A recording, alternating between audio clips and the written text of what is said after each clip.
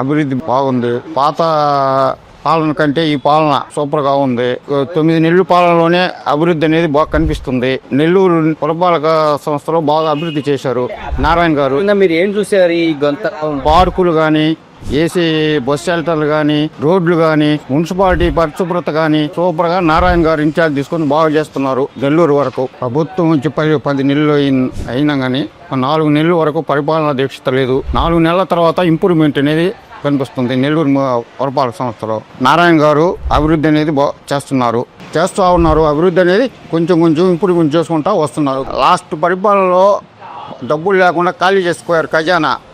దాన్ని ఇప్పుడు ఇంప్రూవ్మెంట్ చేసుకుంటూ పరిపాలన అభివృద్ధి చేసుకుంటూ చంద్రబాబు గారు పరిపాలన దీక్షతో పరిపాలిస్తున్నారు. అంతకుముందుకి ఇప్పటికి చాలా ఇంప్రూవ్మెంట్ అనేది ఉంది. నాయకులు కూడా అంతవరకు పరిపాలన దీక్షతో చేస్తున్నారు. ఉద్యోగులు కానీ ప్రభుత్వ పరంగా జాగ్రత్తగా చేస్తున్నారు.